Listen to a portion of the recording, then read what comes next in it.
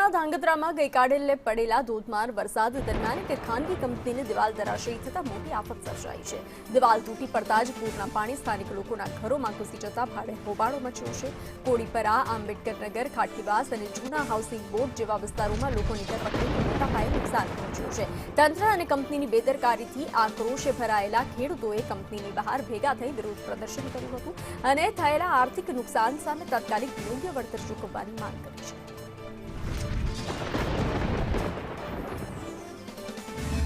હું અપંગ માણા હું મારું સાપુ તળિયો મરાખા વાઘરીવાળાનું ઘણી નુકસાન આવી છે અને અમારા મઠમાં શીખે પાણી મંદિરમાં શીખે પાણી કરી ગયું સાહેબ કંઈક સહાય આપો અમને અને અમારું સાપુ તો આખું તણી ગયું છે જોઈ લો અહીંયા ઘરમાં છાપરા આવીને વાઘરીવાસમાં આવીને જોઈ લો સાહેબ અને હા હું નિરાધાર હોઉં સાહેબ અમારે કંઈ છે નહીં અને બધું તણી ગયું સાહેબ અહીંયા આવીને જોઈ જાઓ કંઈ ખાવા પીવાનું કંઈ નથી બધું તણી ગયું સાહેબ ભૂખાઈ તમારા મારા જેવા આપીને ખાઈ અમારે જો પાણી છોડ્યું છે કેમિકલનું એમાં અમારે બહુ નુકસાન થયું। અમારું ઘર પડી ગયું છે, અમારો સામાન બધો તણી ગયો છે, અમારું ખાવાનું અનાજ બધું તણી ગયું છે, અમારું કંઈ જ નથી ગયું।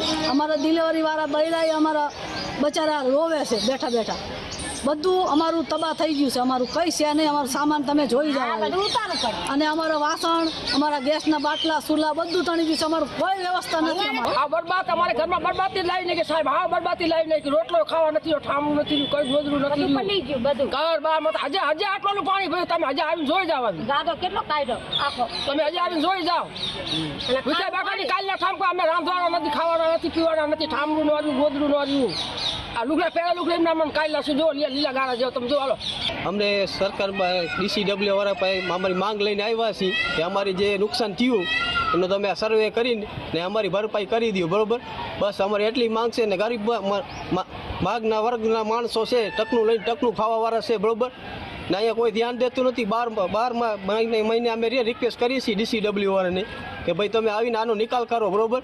પછી જ્યારે આવે JCB મારીને આવીને વહી જાય છે અને બીજે કોઈ ધ્યાન દેતું નથી। જ્યારે પાણી જ્યારે ઓવરફ્લો થાય છે એ ઓટોમેટિક દિવાલ તોડીને એ નીકળી જાય ને અમારા ઘરમાં બધે નુકસાન થઈ જાય બરાબર। અમારા અનાજ કોઈ વસ્તુ કે છોકરાના પગમાં અંદરથી તમે જાઓ ડિગ્રીવાળો પાણી ચામડા નીકળી ગયા છે બરાબર ને અહીંયા કોઈ ધ્યાન દેવા આવતું નથી। બસ અમને એક જ માંગ છે કે અમારો આનો નિકાલ કરાવી દો બરાબર।